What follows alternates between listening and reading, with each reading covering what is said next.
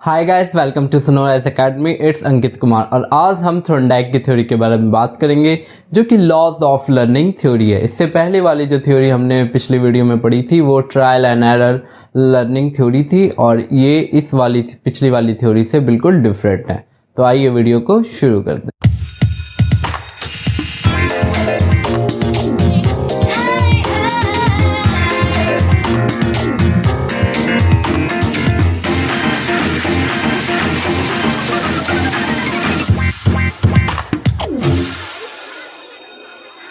As you know कि Edward ली Thorndike को the father of educational psychology कहा जाता है। इस थ्योरी के अंदर हम जो बेसिकली पढ़ने वाले हैं primary laws of learning, secondary laws of learning, theory of identical elements.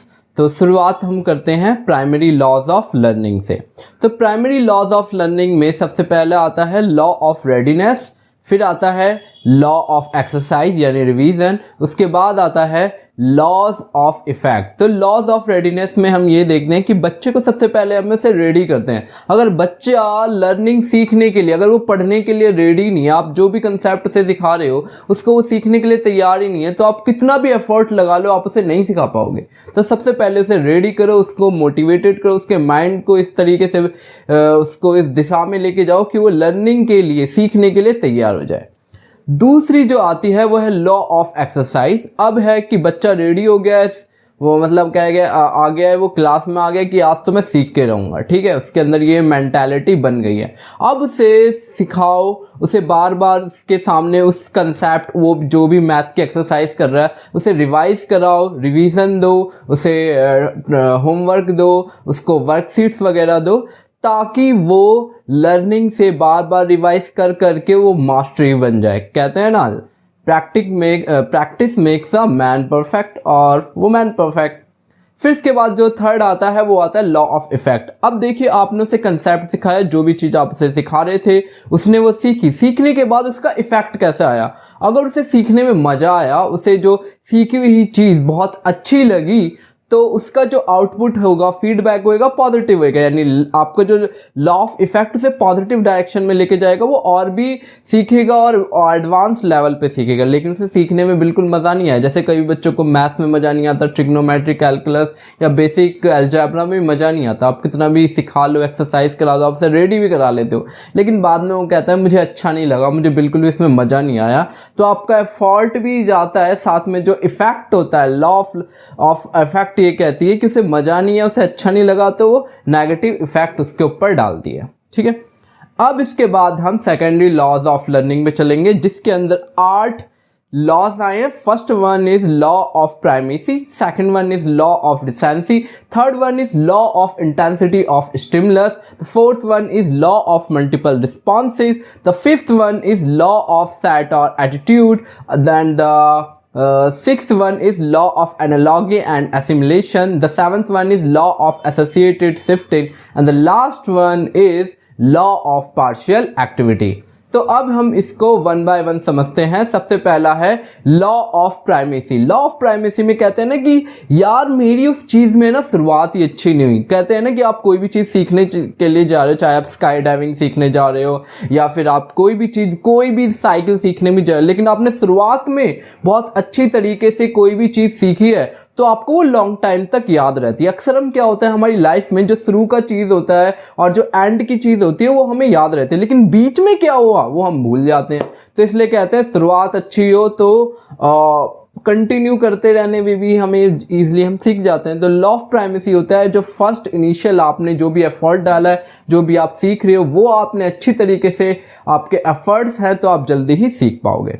उसके बाद सेकंड आता है law of recency. Law of recency में क्या होता है कि हमें है ना, जो हाल फिलहाल में जो चीज़ हुई होती है ना वो बड़ी जल्दी आ जाती है। जैसे आपसे कहूँ मैं कि अच्छा ये बताओ कि आपने खाना कल रात को क्या खाया था, तो आप सोच में पड़ जाएगी यार इस बंदे ने क्या पूछ लिया, मुझे तो याद ही नहीं है।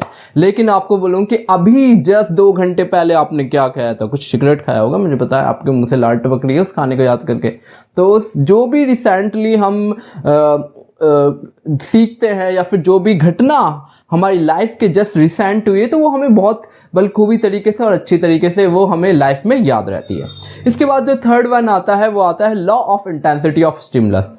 अब यहाँ पर ये है कि सपोज करो आपके पास कोई भी स्टूडेंट है, कोई भी बच्चा है, अब वो सीखने के लिए आपसे कह रहे हो, तो आपने उसको कहा बेटा तू सीखेगा ना तो तुझे मैं चॉकलेट दूंगा।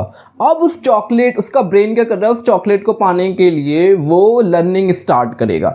तो स्टिमुलस को गेन करने के लिए देखना पड़ेगा उसकी इंटेंसिटी कितनी ज़्यादा है। अगर आप उसे चॉकलेट की जगह बोलो कि उसे 100 रुपये दूंगा, आपने उसके स्टिमुलस की इंटेंसिटी बढ़ा दी तो और एफर्ट करेगा। उसे कहेगा बेटा अब तुझे साइकिल दूंगा, तो अब तो वो सीधे है ना एग्ज़ाम को तोड़ फोड़ देगा, फाड़ देगा बिल्कुल भी तरीके से। तो इस तरह वो जल्दी सीख जाएगा।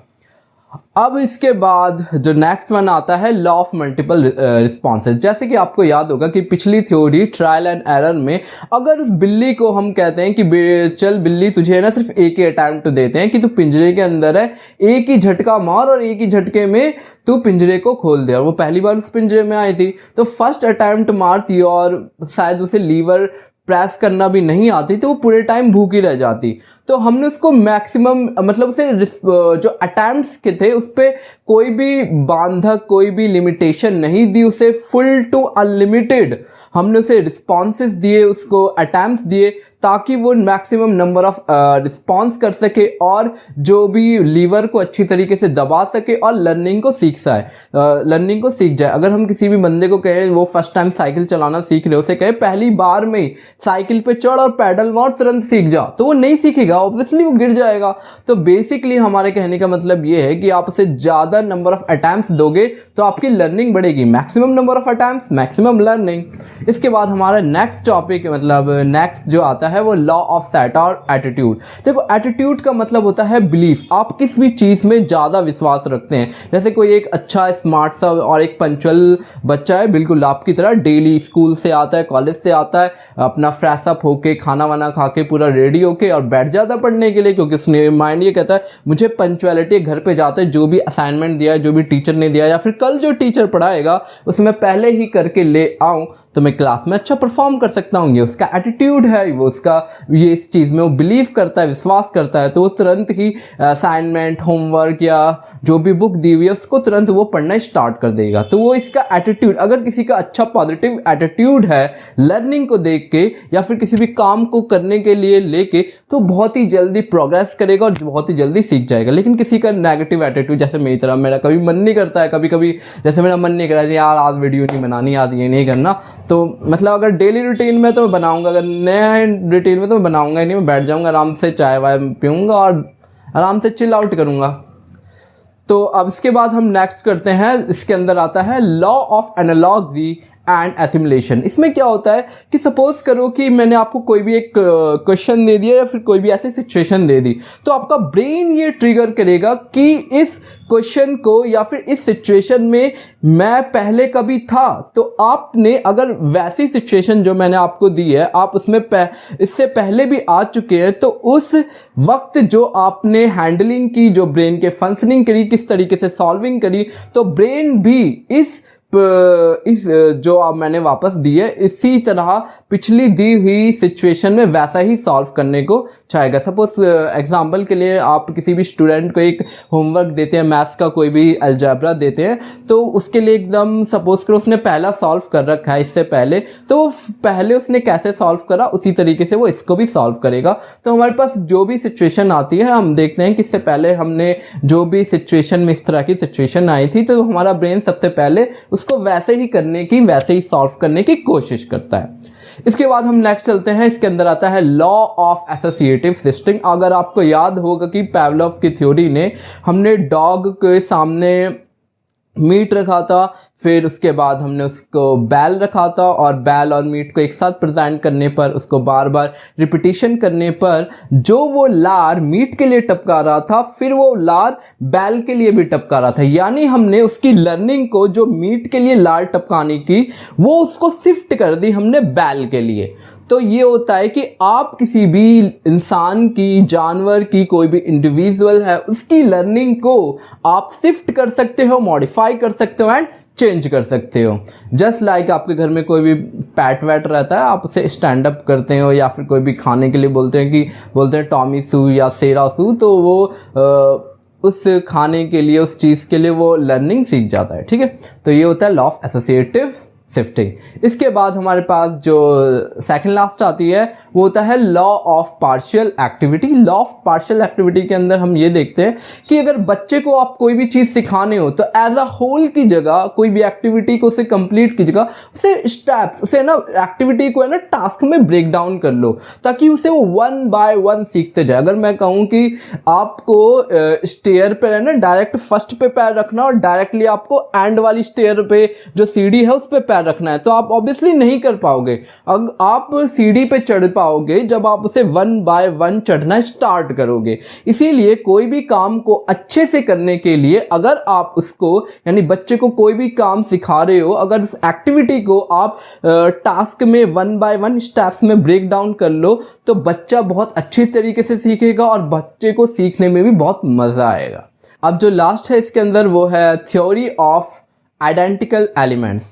तो थ्योरी ऑफ आइडेंटिकल एलिमेंट्स के अंदर हम ये देखते हैं कि अगर आपके जो एलिमेंट्स है आपके जो एलिमेंट्स का इन द सेंस होता है कि आप कोई भी चीज़ सीख रहे हैं। सपोज करते हैं कि आप है ना बाइक चलाना सीख रहे हैं और आपको साइकिल चलाना आती है तो बाइक के जो एलिमेंट्स हैं अगर वो साइकिल के एलिमेंट्स से मैच करते हैं तो आप जल्दी सीख पाओगे। एग्जाम्पल के लिए आपको साइकिलिंग में कि कौन सा एलिमेंट सिमिलर होता है यानी मैच करता है बाइक से, एक हैंडलिंग सेम होती है, दोनों के अंदर टायर होता है, दोनों का आपको बैलेंस करना पड़ता है, आपको टर्निंग और रिवॉल्व घुमाना, इस तरीके से बाइक में और साइकिल में काफ़ी सिमिलर होता है यानी उसके जो एलिमेंट्स हैं मैच करते हैं। अगर आपके कोई भी आपने टास्क कराया पहले और आप नया टास्क करने वाले हो और दोनों के जो एलिमेंट्स हैं ज़्यादा मैच करते हैं तो आप जल्दी से सीख पाओगे यानी प्रीवियस लर्निंग को आप नई लर्निंग में ट्रांसफ़र कर सकते हो। That's also called transfer of learning. तो इसका जो इफेक्ट आता है वो आता है पॉजिटिव। अब सपोज करते हैं कि इसके अंदर एक नेगेटिव भी आता है ट्रांसफ़र ऑफ लर्निंग में कि सपोज करते हैं आप एक एंड्रॉयड यूज़र है और मैं बोलूँ ये लो आपके लिए नया गिफ्ट, आप मेरी वीडियो को बहुत देखते हो, लाइक करते हो, शेयर करते हो, सब्सक्राइब करते हो, मैं खुश होकर आज आपको आईफोन देता हूँ और आपने उस आईफोन से चलाना स्टार्ट कर, लेकिन आप तो एंड्रॉयड यूज़र थे तो आपने एंड्रॉयड में जिस तरीके से सीखा उसमें फाइल मैनेजर होता है, उसका ऑपरेटर, उसकी जो प्रोसेसिंग जिस तरीके से होती है, लेकिन आपको iOS में काफ़ी डिफ़िकल्ट आएगी तो आपकी प्रीवियस लर्निंग यहाँ पर आपके लिए एक रोड़ा बन रही है, बाधक बन रही है, तो ये हो जाता है नेगेटिव। अब आ जाता है थर्ड जिसमें आता है जीरो के अंदर सपोज करिए कि आपको है ना मिक्सी चलाना सीखना है लेकिन आपको कंप्यूटर चलाना आता है तो मिक्सी और कंप्यूटर का तो नो रिलेशन तो आप इसके लिए आपको कोई फ़र्क ही नहीं पड़ता। अब इस पूरे टॉपिक की वीडियो की हम समरी के बारे में बात करते हैं। तो इसके अंदर सबसे पहले हमें क्या पढ़ा था, प्राइमरी लॉज ऑफ लर्निंग, यानी इसके अंदर 3 स्टेप्स पढ़े थे। लॉज ऑफ रेडीनेस, पहले रेडी करो, फिर उसे एक्सरसाइज कराओ, फिर उसे परफेक्ट बुलाओ, फिर देखो कि उसका क्या इफेक्ट आया है, वो अच्छा सीख रहा है तो उसे और सिखाओ, नहीं सीख रहा है तो कुछ और सिखाओ। फिर उसके बाद हमने पढ़ा था सेकेंडरी लॉज ऑफ लर्निंग जिसमें हमने ये सीखा था कि लर्निंग किस तरह से हम सीख सकते हैं। तो वापस रिवाइंड बैक करके देख लेना, ठीक है, मैं वापस नहीं बताने वाला। अगर आपको डाउट हो तो कमेंट सेक्शन में पूछ सकते हो। फिर इसके बाद हमने लास्ट पढ़ा था थ्योरी ऑफ आइडेंटिकल एलिमेंट्स। उसमें हमने ये देखा कि आपकी प्रीवियस लर्निंग को जो भी आप टास्क कर रहे हो उसके जो एलिमेंट्स हैं दूसरे से काफ़ी ज़्यादा मैचिंग करते हैं तो आप प्रीवियस लर्निंग को नेक्स्ट लर्निंग में ट्रांसफ़र कर सकते हो बड़ी ही इजी से। And the last one is, सब कुछ तो आई थिंक हो चुका है। तो इस टॉपिक में, इस भी वीडियो में जो भी हमने कन्वर्सेशन की, जो भी हमने समझा, अगर आपको इसमें कुछ भी डाउट है तो कमेंट सेक्शन में ज़रूर मेंशन करिए। BEd CTET जो भी टीचिंग एग्ज़ाम है उससे रिलेटेड कोई भी सेक्शन है, कोई भी डाउट है तो कमेंट सेक्शन में आप इसको मेंशन कर सकते हैं। And take care, bye bye, and I want to see you in the next one. Take care.